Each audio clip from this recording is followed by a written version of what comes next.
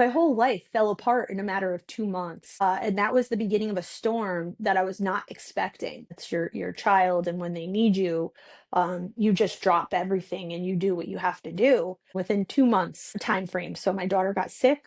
Wow. My dad's restaurant was closing, which I was helping him from home and stuff when I could. That closed. I ended up getting 7 herniated discs in my back, so I could barely walk. It was horrendous. I could barely walk.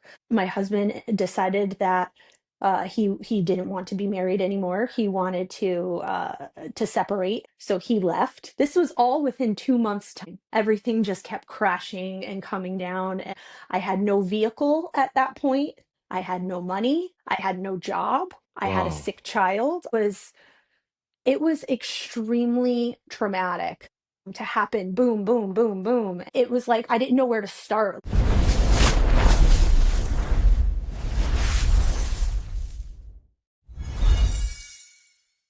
Welcome to Open Talk. My name is Lynn. Today we have Danielle Cullins with us in her Yes, studio. So excited to talk to you, Danielle. I'm So super excited. psyched. By the way, how are you? Like where are you joining us from? So I am doing great. Thank you so much for asking. I am joining you from my studio, my streaming room. This is where we do all of our live streaming for our reselling programs that we're on right now. And we're going to be starting our podcast soon as well. So this is where that's going to take place. And outside this door is going to be my Danny and Dior store. So it's exciting. It's a new space for us. That's awesome. For those that don't know who you are, you want to give them a little bit of Sure. a background about yourself, where you're from. Sure. Yeah. Yeah, so a background about myself is my name's Danielle. I have been in healthcare actually for 20 years, and my daughter unfortunately ended up getting diagnosed with ulcerative colitis, and a little, almost about 2 years now. And I was forced to kind of take a leave of absence from work to take care of her. She was had a really, really severe case of ulcerative colitis, and I wasn't able to continue working in the operating room at that point. So I took a leave of absence and took care of her. And I never ended up going back. Live selling kind of took over full time for me. It's just the way that things ended up shifting. And now I've been doing this full time and haven't stopped since, and it's opened up so many doors. So she's doing better now, and we're in a better place, in a better space. I would have never thought that I was sitting here talking to you right now about all of this in my own store and in the streaming room. If you said this to me 6 months ago, I probably would have said you were crazy, but Yeah. here we are. And I'm just going to continue to walk through the doors that God continues to open for me. So, God willing, we'll be here for quite some time as we signed a long lease, but we'll see. Hopefully, this is just the first stop. I think your story is very inspiring, Danielle. Take me back to when did you first start on Poshmark? So, And okay. you started streaming at your home. Yeah, yeah, Yes. yeah. So I basically just started on Poshmark, popping into shows. I kind of seen what was going on. It was Poshmark got brought up at work, and somebody was saying, "Oh, I wanted to try to sell my shoes, and I'm not really sure. I don't want to go to a consignment shop because I know they're not going to give me the price that I want." And it was just kind of water cooler talk. And I was intrigued by the idea of Poshmark when somebody had brought it up. I didn't know about it. I'm a busy mom at that point of four. And I was just trying to keep my head above water, making money, having insurance for the family. I wasn't really thinking about another means of a decent income because I just didn't, I was stretched out to the max when it came to my time. So getting a second job wasn't in the cards for me, but I also, my ears peaked when she said she had shoes, like designer shoes she wanted to sell, because I have a closet full at home that I'm like, my husband's been yelling at me. I need to make room in our closet, get rid of the stuff you're not going to use, you're not going to wear. So I did. I was like, let me check this out. Let me download it. So I did. And I was really intrigued by going into people's shows. And as you know, when you're going into all of these, particularly on Poshmark, you can end up in a variety of different shows that you're just like trying to figure out how to do this. What am I Of doing? Who course. do I want to surround myself with? So I was trying to get my bearings, and I started to kind of teach myself at that point. I'm like, I knew what I wanted to do. I knew what I wanted to accomplish. And at that point, it was just making room in my own literal personal closet. But I tried to study it. I tried to see what shows would work well, what was selling, and who was selling them, and how much they were going for. So I took it more on as a hobby at that point and tried to just take as much information as just a person who was not looking to do shows at that point. And once I did and I made a few sales, I was so excited and like everybody else gets. And I would venture into more shows. And then I was like, this is not for me. These people are not for me. I just wasn't vibing with them. I finally found a nice core group of people that I was like, okay, I like this. I like their vibe. I like their energy, their positivity. And then at that point, Poshmark, they weren't just giving live access to people who made a sale like they are now. I had to take a little course. I had to When was this? basically, this was a year and a half ago, to Oh, almost maybe wow. 2 years ago. Yeah. So I had to take an actual like online course with them. It was a virtual class and, No you kind way. of swear to God. Wow. So they stopped doing that. So now I wish it was that easy at that point, but everybody was like waiting and jonesing for access to do live shows. So once I finally got that access, I was psyched. And at that point, I was still wheeling and dealing bags. I had all of these bags and wallets and clothing, and I wasn't sure what my niche was going to be because every show you go into, there's kind of a niche on what you're going to be selling. And I really liked the idea of no theme share shows. I liked seeing other people because I'm a shopper too, Yeah. and I liked seeing what other people had to offer because you can literally buy anything on Oh, yeah. Poshmark. It's so crazy. So, Do you still remember your first show? Like yep, that? I Oh, was how so nervous were you? excited. Oh, Oh my gosh, I was so nervous. I was talking to Matt about it, my husband. I was like, I'm not really sure. What if I only get like 5 people? And I just didn't know how it was going to go. But I said, you know what? I'm doing it. I'm not afraid to talk to people. So that part wasn't scary for me. I knew how much I studied these shows and how much time I put into trying to figure out how it was going to be successful. That's what I was more worried about. I wanted to be able to make sales. My goal was to make one sale for myself, just one, mm. and one sale for somebody else because I wanted to do a share show. So I felt like if I can make a sale for me and a sale for someone else, I succeeded at that point. And I How did. many people came? I ended up with like 50 people in my first show, No which way. was like totally not the norm. I'm not even sure how that happened, but it did. I was like, wow, it almost felt too easy at that point. I was like, why are people struggling? Well, sure enough, my second show, I didn't have that many people that second time. I think I had maybe 20 or 25 people. And a lot of it I felt like had to do with the timing of the show. I did not take that into consideration when I was trying to teach myself as much as I could when I was watching shows. For me, in hindsight now, I'm like, there are slower days. There's also slower times. And I've learned that, but it was very hard. I was still working full time at that point. So daytime wasn't available for me. And nighttime was really tough when you have kids at home, which so you have to find that balance. So yeah, that was probably my biggest fear. But then I said after the second show, I was not getting discouraged. You know why? I had such great people coming into that show that they were keeping that chat alive, and I ended up with 25 people making more sales my second show than I did in my first show. And my numbers weren't there, but it was the activity, it was the engagement that brought buyers in. Were you So running a giveaway at all or no? no, there were no giveaways at that point on No Poshmark. giveaways. There was no giveaways. That's new. That's fairly new with Poshmark. So I wasn't running a giveaway. I wasn't doing anything like that. It was just a typical old school share show. No fuss, no muss. So yeah, that was really, really cool. It was rewarding. So I'd started to go into at that point too, smaller shows when I was going in to watch other people still. I still was learning. I became addicted to trying to figure out how I can grow. I just wanted to grow in a form of I wanted to grow with people. I wanted to be able to go into shows and know who was in there, know who I'm talking to, build those relationships and network because I really felt like that community feeling was going to be, I was lacking that in my personal life, and I found it on Poshmark very quickly. It ended up being very beneficial for me, and I'm not really sure if that was the whole drive behind it. At that point, I wasn't surviving. It wasn't a means of survival when I very first started out. I had a full-time job with job security, and so that wasn't my purpose at that point. But now in hindsight, it was a stepping A stone, and it was a stepping stone. tool. Yeah. Oh, I mean, for those that don't know much about share shows, like how did you make money on running like a share show? So share shows, they're pretty risky business. You have to really stay focused and be prepared and have a plan.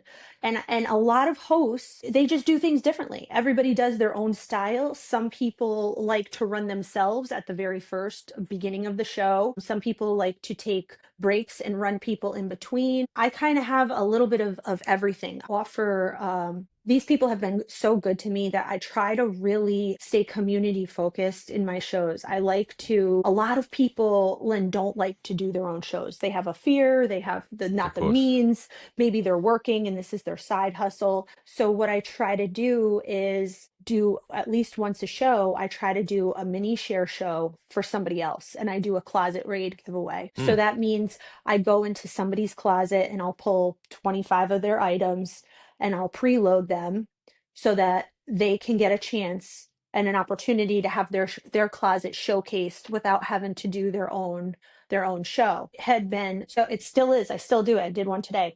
So successful. I've been doing it for about a year now, and it's a nice way to get their closet showcased without having to wait hours to run two of their items at of 30 course. seconds. That's a great um, idea.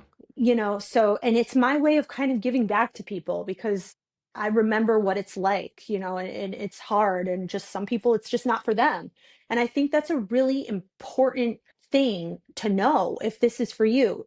Some people think hosts, yes, do you make more money hosting? Yes, you should. A good host should. You should make more money than the people that you're running share shows for. But there's a lot of components. It's your personality, it's the entertainment factor, it's the quality of your item, it's the price point. So it's a recipe, and you have to have the ingredient measurements correct if Yep. you're going to have a successful end product. And Yep. some people just don't. They don't have that engagement, or they don't have the product, or they don't have the price. And those are all key points in how you're going to make sales. What were So you selling like back then, like in that share back show? then, I Yeah. literally had bags. I would do luxury and designer bags and wallets. I kind of dipped my hand in a few different things. I had a ton of clothes. I did clothing shows. So I was doing no theme share shows. So it was kind of whatever I ended up pulling out that I wanted to get rid of. Sometimes I'd do kids shows and kid products because I had stuff for my kids that either were brand new at tags or never used, electronics. So I kind of just did a little bit of everything, but it was primarily luxury and designer bags and wallets. Oh And then wow. when that ran out, speed up to when my daughter got sick. Yeah, tell us about that. So when my daughter got sick, my whole life fell apart in a matter of 2 months, and that was the beginning of a storm that I was not expecting. So my daughter got sick, and she was turning 16. She was going to be going to the prom, and that was its whole. I have four kids, like I said. She's in my middle one, so I had to spend a lot of time with her at the hospital, and it really and truly, I wouldn't have traded it for the entire world. I mean, it's your child, and when they need you, you just drop everything and you do what you have to do. And I took a leave of absence for work, and my father, I was helping him with his restaurant. He ended up getting sick. He ended up closing the restaurant. This was, again, keep this in mind, within 2 months time frame. So my daughter got sick. Whoa. My dad's restaurant was closing, which I was helping him from home and stuff when I could. That closed. I ended up getting 7 herniated discs in my back, so I could barely walk. It was horrendous. I could barely walk. My husband decided that he didn't want to be married anymore. He wanted to separate, so he left. This was all within 2 months' time. Everything just kept crashing and coming down. I had no vehicle at that point. I had no money. I had no job. I had a Wow. sick child. I mean, it was It was extremely traumatic to happen. Boom, boom, boom, boom. It was like I didn't know where to start, Lynn. I didn't know how to process what was actually happening at that time. And I just, the only, and most moms, I feel like have this gene where all of a sudden it's fight or flight. I said, I have people, meaning my children, that are relying on me, and I have no choice but to full speed ahead. And I didn't process all of that, what was going on at that time, other than I had to survive. I had to pay my bills. I had to pay my rent, and I had to put food on the table. Everything else, I figured it would all sort itself out eventually. And when I had nothing else left to do, I had no savings left. I had extinguished all of my resources. I realize now in hindsight, it was God taking everything off of my plate.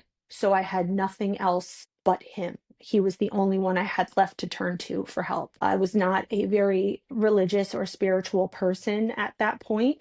So it's not like it would have been common for me to open up my Bible and pray and talk to God. But he literally, because he knew me, he knew my heart, he knew I wouldn't give up on certain things. He moved those things for me, so I had no other choice but to drop to my knees and surrender my life, and literally tell him, take the wheel. I'm gonna follow you. If you can just pick me up and literally get me through this. And that's exactly what he did. And I mean, as you could see, this is where I am now, and this was not nearly where I thought I was going to be even 6 months ago, like I said. I So have goosebumps listening to it this, was Danielle. it was really a wild. This is 2024.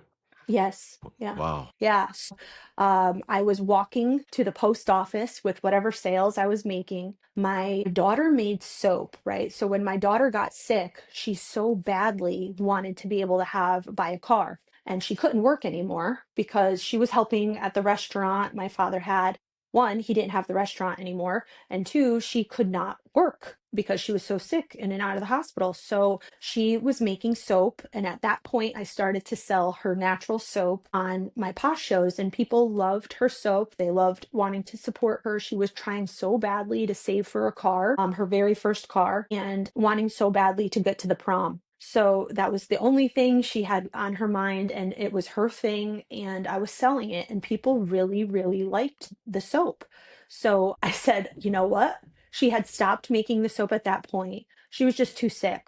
I felt like I had no talent. I was talking to my Posh family about it. I'm like, I don't have any talent. Some of these people, you see some of the things people sell on this platform. I mean, they crochet, they make jewelry, the things that people make on this platform. I'm like, I can't do any of that. So I ran out of bags. I sold everything to just literally keep my lights on and keep food in my pantry for my kids. So I was like, what else am I going to do? So Layla said, Mom, that's my daughter. She said, Mom, I'm going to help you. I'm going to teach you how to make soap. And she was literally at the hospital, and I was on the phone at home, and she walked me through the steps on how to make it. And I was like, okay. And I started to make the soap, and I started to sell the soap. And then that turned into many conversations with some of the poshers that I've become very, very, very close best friends with. My friend Randy, who you know, Randy, she was talking to me about, that's Simply Healthy. She was talking to me about Yeah. beef tallow and how incredible it is for your skin, and you should really look into it.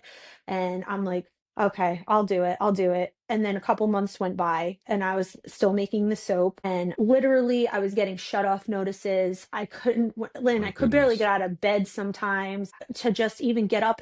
I even did a show from my bed. I could not get out of bed, Lynn, and I did a show from my bed. I mean, I think about it now, and I'm like, I must have been That is unbelievable. so desperate, but it worked. And God gave me just enough to get by.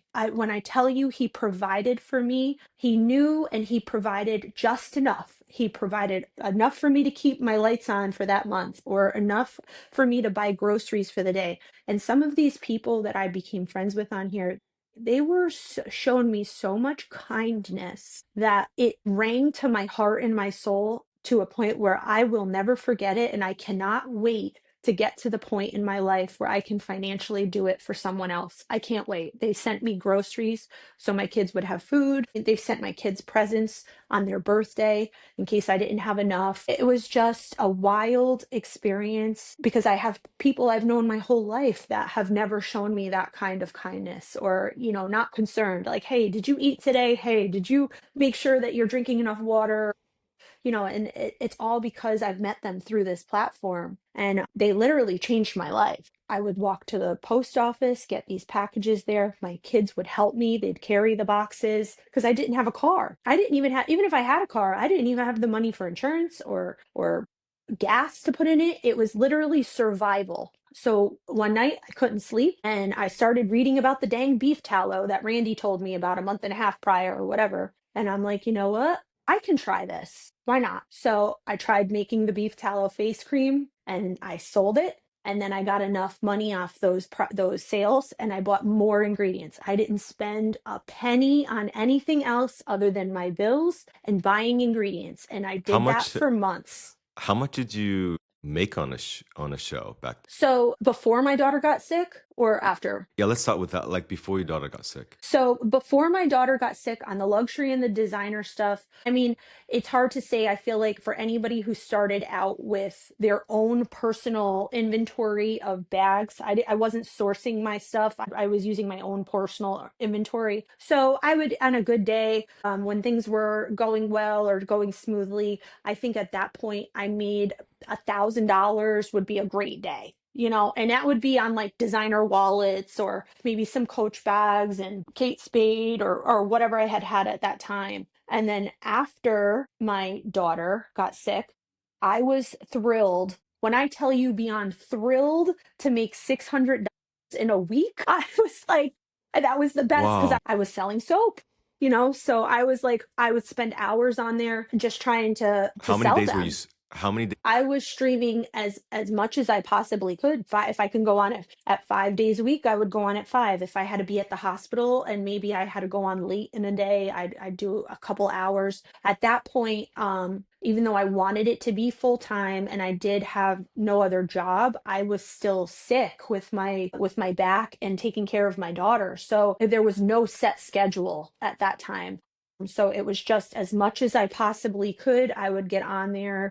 I'd sit down, I had all my pillows, it was just it was a disaster. And you still have to have a good attitude. Yeah, You I mean, have to have yeah, I'm trying to do the math here. energy. $600 a week, that is, well, Nothing. life support here. Literally life support. And I tried my best to not let anyone really know, that I just didn't want the pity purchases. I didn't want people to think I was using it as an angle to make sales, or this was my real life. Nobody knows that I was having, I mean, some of my close personal friends would know that, like, I didn't know how I was going to pay my electric bill or if it was going to get shut off or, whatever. It was a storm that I was embarrassed, I was embarrassed that my marriage was failing. I didn't have help from him. I was embarrassed that, I couldn't physically walk. It was painful during my shows if I even had to go take like a bathroom break. I didn't want my kids to see me depressed. I didn't want them to see the worry. I didn't want to cause them anxiety or fear that we weren't going to have the bills paid or whatever. So I did everything that I could possibly do and just kept blocking it out and praying. I literally journaled every day because that's pretty much the only activity I could do. If it was a good day, if I could walk the dog, I could take her outside for a walk. That would be a really good day. So I spent a Mhm. lot of my time reading that Bible and I think about it so much, Lynn, because God, it's truly remarkable to me that God knew he had to remove everything off of my plate to find him. I would never have, I just You had to wouldn't, go through that. I Yeah, did. I would you had to never go through have that. reached to him as a resource to pray. I would never have talked to God. I would never have written it in a journal. I would never have kept track of everything. Sometimes I reread some of my journal entries now and it's like, man, it's emotional because it was just raw and it was real. And I just started seeing I needed to shift my perspective out of everything that I didn't have at that point. in hindsight, he was all I needed. He was it. He was the Yes. one that kept me going. He was the one that said, "You're going to get through this. It's going to get a little worse before it gets better." And these people were what I needed. And these people were telling me, "Don't forget to read your Bible today. Don't forget to talk to God today. Don't forget to journal." And it was that outpouring of love and support and encouragement that I can do this, and it's temporary what I'm going through. It pulled me out of that dark place, these people are the people I will never forget that helped me grow.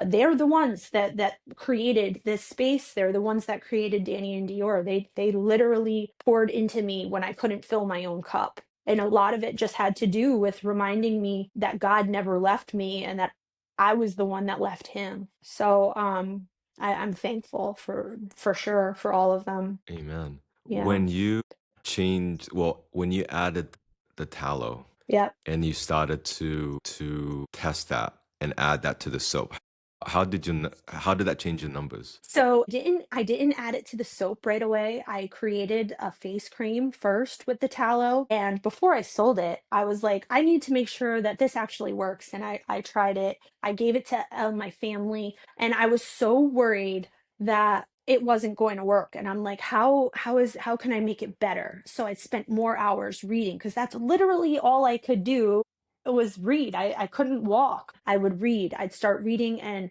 I spent probably 6 to 8 hours at night. I'd have insomnia, and I would just start reading about therapeutic grade oils and what works and what worked in ancient times and what works well together and why it works. And I literally taught myself everything that I could possibly consume, like a sponge, for any type of holistic treatments, and what the feedback was on certain oils and the ratios. I just dubbed myself my own chemist at that point. I mean, I probably put in 40 hours a week just of reading Mm. on how I can be better, how things can be better. But I still couldn't afford the packaging I really liked to make it pretty and all of that.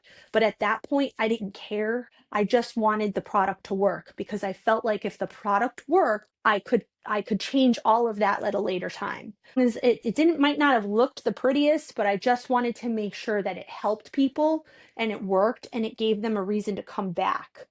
And that's what happened. I just started seeing, once I would make a little bit of profit, I didn't treat the kids to anything. I didn't treat myself to anything. I made sure the bills were paid, and I took all of the little profits I was making and I'd buy more ingredients for the next product I wanted to come out with. And now I have hundreds of products, but that's how I built. I just said, I'm going to keep going, and then I'd sell out and I'd buy more, and then I'd sell out and I'd buy more, and it slowly trickled into products that people really couldn't live without. Went into the magnesium muscle rub, and that's now my number one seller. So it's incredible what you can do when you're put into a fight situation. When did you think that you were at the crossroad where you said, okay, this is going to be okay? And So, when did you think that it was just like, okay, well, you found something that worked and yep. you were just going to pour gasoline into it? Yeah. So I would say that shift probably happened in March of 2024. March of 2024 is when I was like, okay, I'm not going back to the operating room. This is now my life.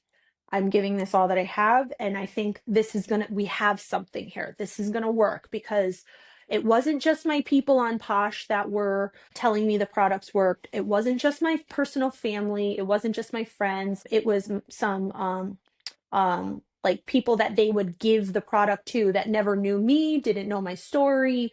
It was that unbiased group of people. I would have my family go and hand out the products to their friends and not even tell people who made it or anything like that. And that's really was like my blind study, right? So I wanted to get all of these blind study people out that weren't going to just say, we want to support Danielle. We know that she's going through a hard time right now. So that's when I was like, okay, this is good. People are really saying that it's helped their headaches, it's helped their muscle pain, it's given them a good night's sleep. And the more product I got out there, the better feedback I got. And so in March, I said, that's it. I'm going to just start expanding and putting everything I can. And I don't think I've had a good night's sleep since that point because I just can't stop. I just can't stop, and I realize that now when it's from God, you're not supposed to stop. So that's how I know that this is going somewhere. Yep. So you would run a share show Yeah. and you would embed your products into your selling. Yes. $600 a week. Like, So that was soap. Yep. yep. When did it start And growing? then Like how did the numbers change? so the numbers changed dramatically. And at first, I was I was worried that I had to make sure, you had to make sure one, I was really became passionate about it because once I started to know that people were actually benefiting through it and that I had people when reaching out to me that had been addicted to narcotics and they were using my products and they're like, I actually can't believe that I don't need to take a narcotic anymore. It was like, holy crap, I'm actually like helping people. Like I wanted I to, love but it. I was so worried that people were going to tell me the truth because they just wanted to support me. And I would love that too, but it's like when you're so passionate about something, I don't want to look like a fool.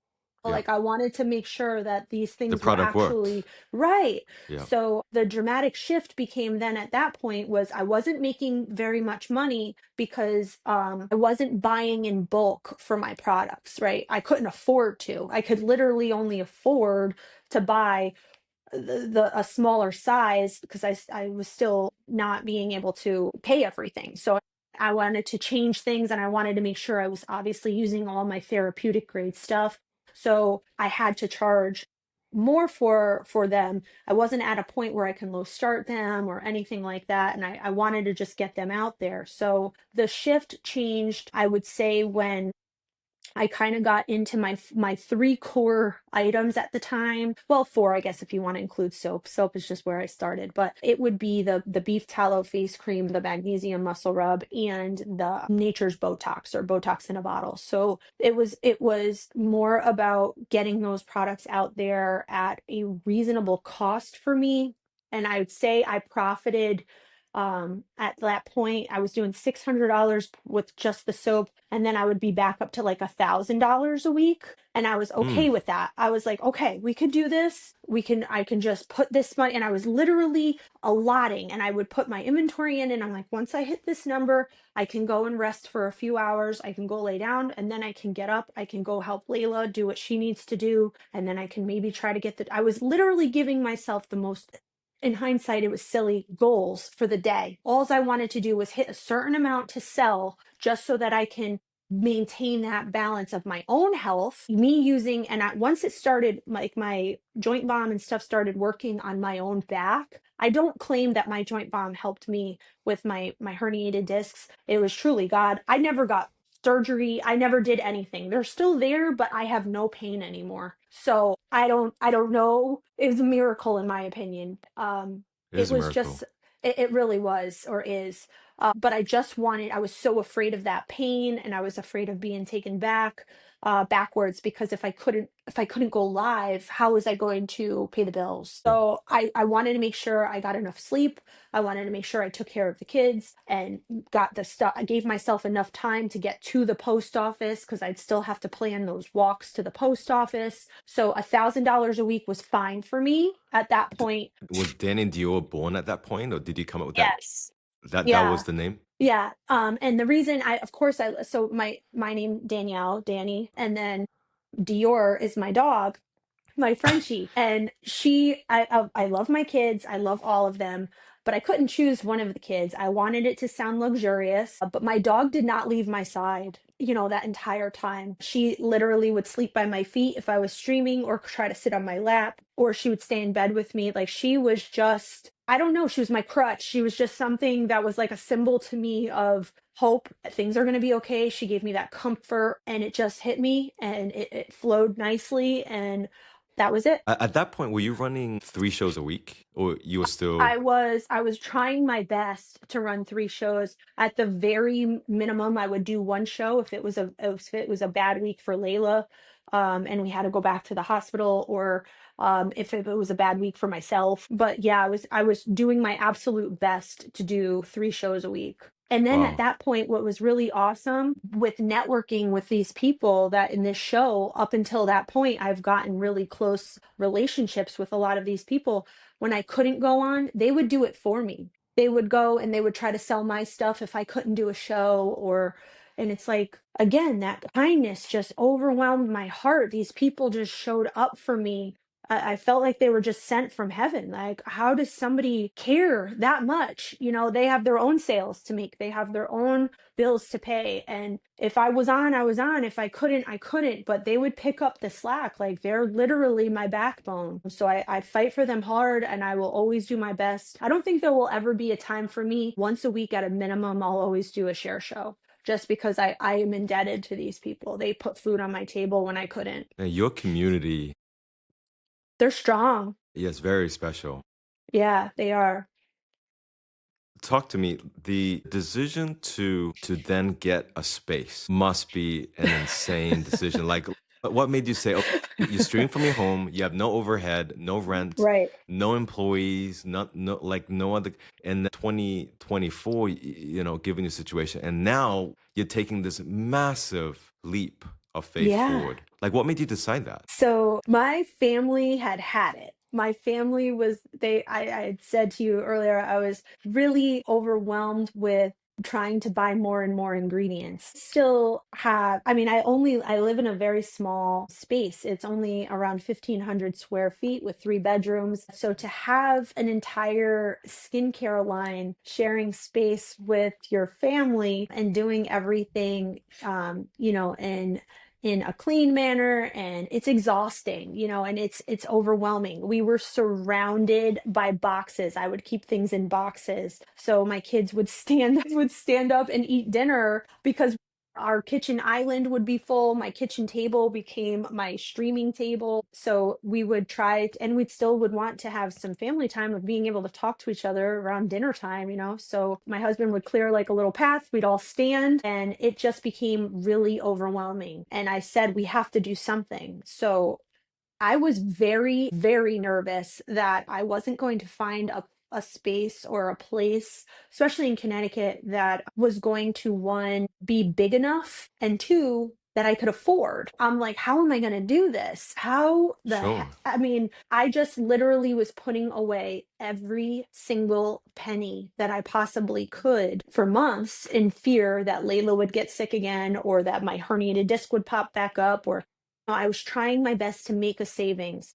And it wasn't very much, but anything that I had, I put into this place, and I still do. I'm still in a very much newborn phase of this space. The store's not open yet, but it's okay. At least I have space right now. I'm streaming primarily. The store will be another means of income and all of that, but I'm going to be going to other platforms, and I'm going to have my website going through Shopify now, and I have other avenues in long-term goals, but I could not functionally do it out of my house anymore. So it was another I one see. of those praying moments and turning it over to God. And because He has made these doors open for me, I listen. I just stop and I put the noise out of my head. I pray on it, and it's a very powerful prayer to say when you ask God to remove people and situations out of your life that are not meant for you or your growth, and to please open the doors and ask for that discernment to know the wisdom between either. Once I continuously pray that, He answers those prayers very, very easily and very boldly and very loudly to me. So when Matt and I met this landlord,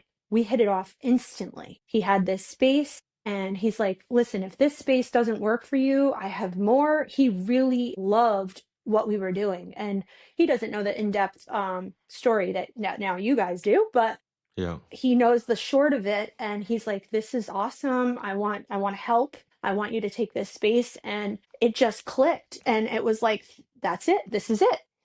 Yes. So we were able to negotiate the rent with obviously a little bit longer of a lease and make it somewhat affordable. And I have one employee right now, and well, two technically, my daughter, but she's this has become like a family environment here, which is awesome. It's just I'm going to continue to not lose sight that this is all because of the glory of God, and I continue to let him know, and I praise him every day knowing that this is the foundation of me turning my life over to my faith and trusting that he will always and continue to provide for me. And when I'm ready for the next level of some financial freedom, when he feels that I'm ready, I believe that he will bless me with it. I love this. No, Thanks. I'm a huge believer in life social. You know that. Yeah, I'm a yeah, huge believer. I think we're just at the beginning of, and what I think is special is you built this obviously from your own home yeah. with absolutely nothing, pennies. Nothing, And you literally. use the power of live social selling to Yeah, get you now to the next phase, which is yeah, building a business out of a retail space, yeah. In 6 months, really, in which six is crazy. months. Where do you think Yeah. you're going to be in like another 6 months? Honestly, I have serious goals. I mean, I have serious goals that I think are super attainable. I really want to this space right here that we have is not my end result. I want to have a warehouse. I want to have still have different avenues of income. I can't put all of my eggs in one basket as much as I love Poshmark. I need to uh be streaming on different platforms as well. I Yes. want to have a distribution center of a warehouse. My goal is going to be to try to keep my little lab that I have. Of course, I love that, but I want to keep everything one made in America, and two, I want to give jobs to American people that need it, specifically people who have passion. I have different I can go down the rabbit hole with everything I want to do, but definitely don't think that this Danny and Dior space in the next 6 months is going to be big enough to fulfill the goals that I have. I want to have a holistic center next to my shop here. I have two extra rooms that I do not rent, but I'm looking to probably expand into those rooms over the next couple of months. And I want to have a meditation area. I want to have a salt cave. I want to do all of the natural things and elements, bring all of that holistic healthcare into one facility. I want to have a long term, I want to have a counseling center for people. I want to offer plenty of my products for people that are going through chemotherapy. And I can go on and on. I have so many things that I want So to do for people. we got to keep going. Yeah. So, point blank question, why do you think life social works? Like, why do you think So people are so infatuated with buying something on a live show? here's the thing. I've thought a lot about that question. I think there are a lot of people who are looking for connections. I think there's a lot of people, and I think there's a lot of good people that are looking for connections and looking for kind of a one-stop shop of possible friendships, possible great deals, possible a means of having those friendships on their terms as far as times on when they're available. Being an adult and having friendships is hard, right? Like it's hard. It's just with your family, with making the commitment to go out for dinner or get together or whatever. When you have live stream selling and you have these, I think successful live stream selling is going to have those connections with people. And I think when you can combine those emotional, if you're an authentic person, it will be pretty easy because you have compassion and you have empathy and you have the need to want to see people succeed. So I think for the most part, if you're there to just get a good deal and you're there for a buyer, as a buyer, it works. You're going to get a good deal. So that's that connection for that person. You're there to get a nice deal on a bag, on an electronic, on something. That works for them. If you're there because you're lacking social connection with people, you're behind a screen. You're automatically protected, right? A lot of people are insecure about either how they look, how they talk, how they come off to people. Maybe they have a disability, or maybe, there's no judgment when it's just you have a keyboard in front of you. So you can make that instant connection and not necessarily even I'm very close with a lot of people I've never even talked to or met in person on Danielle? Hold on. Okay. my do not disturb on. There we go. Sorry Okay. about that. Yeah, no worries. Did you hear me? Okay. Yeah, yeah, we're So good. I think that has a lot to do with it, is that social connection of it. That social connection is why live stream selling works. You're going to get a good deal. You can do it at your own pace. You can do it on your own time. And there are different time frames for people. We're all across the United States. So it runs 24 hours a day. You don't need to have a certain time zone that you're going to have to worry about selling. You could do it 24 hours if you wanted to. Yeah, So, it's unlimited. What's the most you made in like 10 seconds? oh, 10 seconds. Or like your craziest buy it now, or anything crazy? So I have met an incredible seller on this platform, and she bought one of my muscle rubs for $499. And that No was way. absolutely incredible. And she did it to support me and out of the kindness of her heart. I've seen her do this for many people, without zero expectation. I don't know. She's just literally an angel. I've never met her in person. We have not had a personal um, off Poshmark conversation or anything like that. But she is truly just somebody who I've never encountered before. The kindness I've seen this woman do for not just for me, I'm talking many people. That was my my one muscle rub for That's crazy. See, $499 see, was that's pretty wild. where like so many people don't understand. Like, I mean, some insane things can happen in streams. It's Absolutely. wild. It's wild and it's important. I really feel like to just be authentic and be genuine. And I know a lot of people just are strictly, they want to just be business. And I understand that. I totally understand it. But when you can be that and business, it's a beautiful combination, because if you're a good person, people generally want to support you. And if you're standing by your products or your bags or whatever, and you always, there's going to be errors. They're going to have a broken jar, or somebody's going to forget something. I mean, we're all human. So if you can stand by what you're doing and always make things right, people are going to come back. They're going to come back, and they're going to want to succeed. They're going to want to follow your journey. At least my people do. They Yes. remind me all of the time, like, we want to see the store. We want to, they know my family now. It's a personal thing.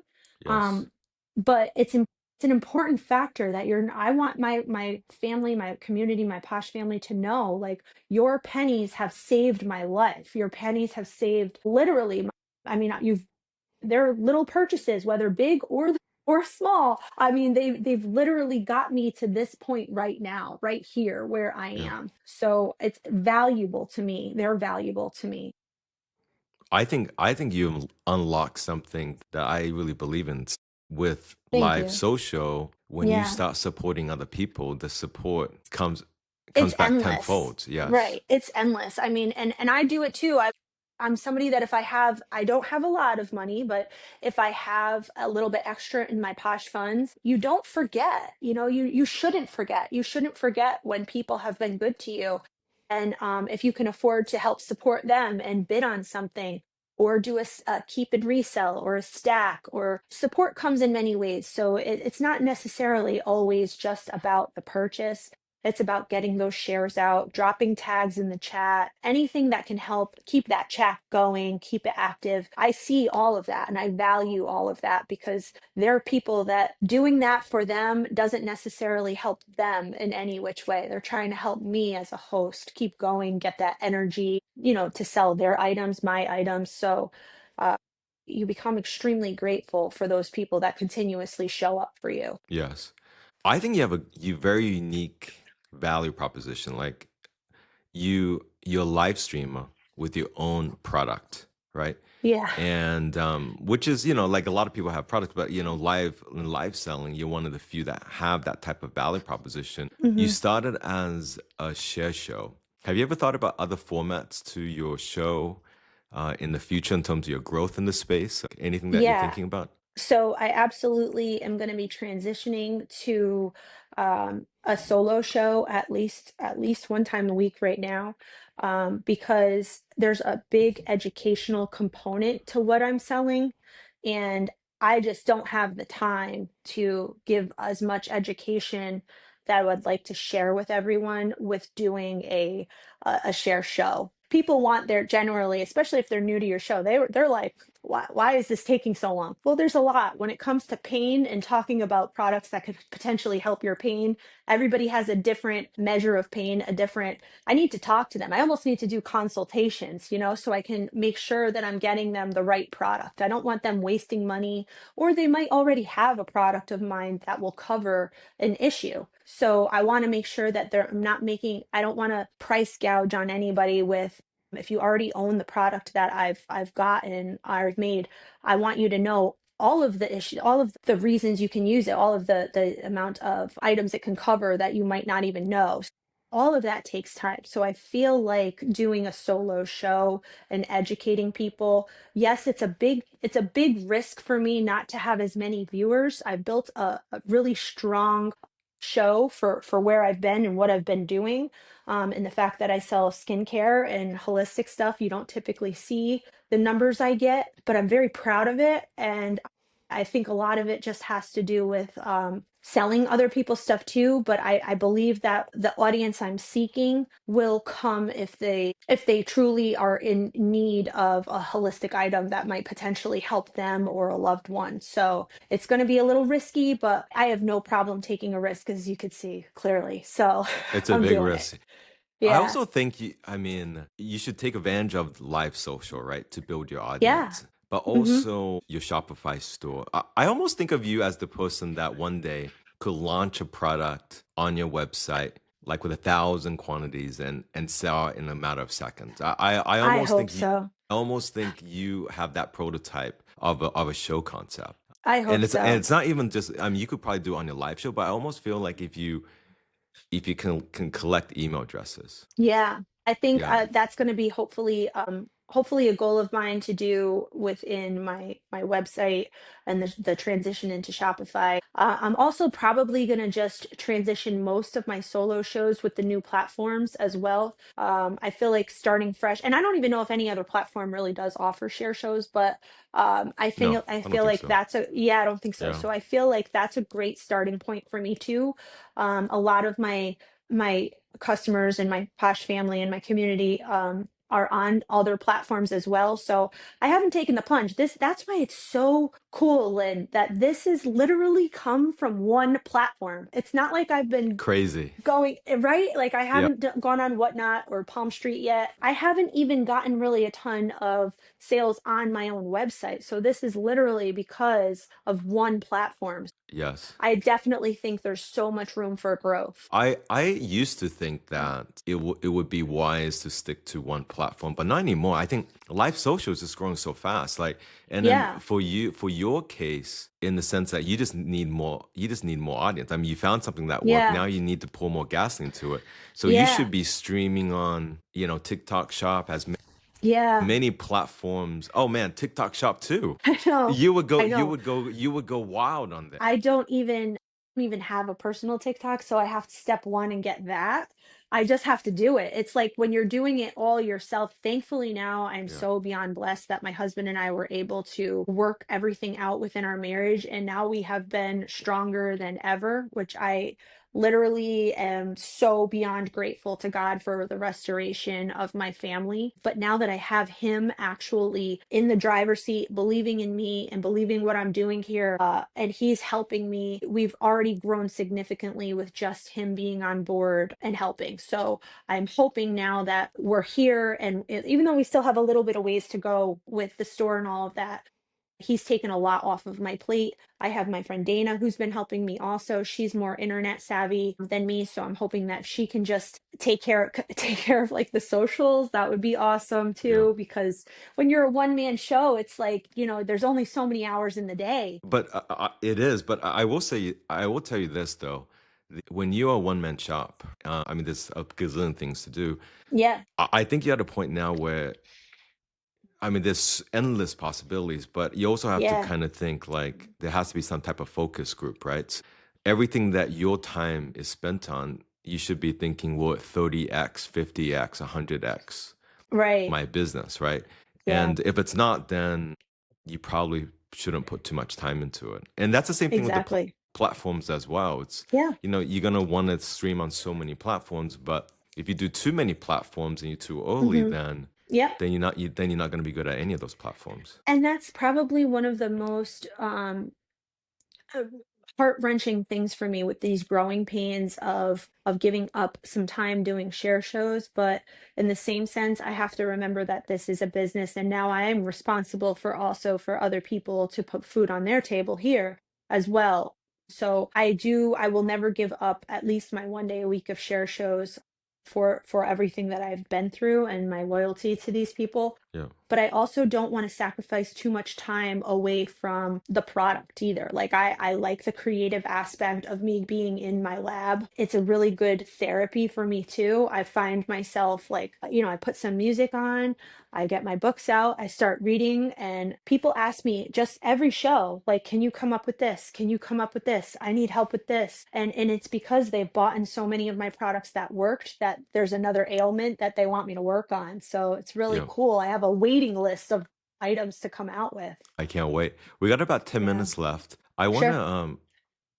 I want to talk really quickly about growing pains. Mhm. Things that you've experienced that maybe small obstacles while you're growing like hyper speed. Like what's some of the growing pains that you encountered? Growing pains have been being everything for everyone in a very limited amount of time, as far as being able to stream, being able to not afford hiring employees at one Mm. point. So you're literally streaming your packing, your shipping, you're making the product. And then when you realize you're out of something, you're at the mercy of the mail to send you your ingredients. Oh my goodness. Like it's literally you have to be so incredibly organized, and when you're on a very limited budget of just operating expenses off of what you can afford, that was a big part for me of like, okay, I can't swing this week, I have to get groceries this week, or I have to make a car payment or an insurance payment or whatever it ends up being. You have to cut yourself short. So then it's like, okay, I have to come up with another idea of something else I can sell with what I have. So the growing pains of not having a lot of capital to pull from was probably one of my biggest hurdles. That's for sure. I mean, and I also think now that you have rent, employees, Hmm. I think it's important that kind of have to diversify your cash flow a little bit, right? In Yes. terms of like, I mean, I think where I see so many bottlenecks for streamers is they grow so fast and then something happens and then they can't pay their rent. Right. So I almost think, as you grow, you kind of almost have to think about, okay, can I have income from somewhere else just in Right. case? So you Right. can Absolutely. make that payroll payment. Absolutely. And a part of that too has to come into play with what works with your lifestyle and how you're going to make that happen. And one of the things that I've been doing every once in a while is changing up a show, which is nice. Sometimes I need that break from skincare. As much as I love it, it's also nice to be able to sell something else once in a while. So I'll get an Amazon palette, or I'll get community member of mine that she ended up purchasing a surplus of stuffed animals, and I'll sell that for the day. It's just like a mindless thing that I can take my focus off and not have to know, my ingredients list by heart, or how much I use it, or how this is going to help. So it's been nice to have that once in a while too. But Absolutely. I want to end this open talk with one piece of advice that you would want to share to someone that needs to hear this message. What do you think that would be? So, so a piece of advice I would give is probably going to be never, never give up. Like it's as simple and as cliche as it is. If you can and you have nothing else, you're like, Danielle, Lynn, I literally have there's nothing that I can do anymore. I can't get through this. I'm not going to get through this. You absolutely can. To piggyback off of that is, if you have no, oh, that's me. If you have no faith in your life, I'm telling you, as God is my witness, to turn everything over to him and pray on it. Pray on where you're supposed to be. Pray on it, pray over it, pray through it, pray on everything for God to open the doors and let you have the discernment to know when to continue to walk through that door and when to shut that door. He will guide you. He's there. Just it's you. It's you that has to listen. You have to just be still and listen. And really, some of us just don't want to hear what we're hearing, but you have to pray for that discernment to know, okay, this is what truly where God wants me to be right now, or this is where God does not want me to be right now.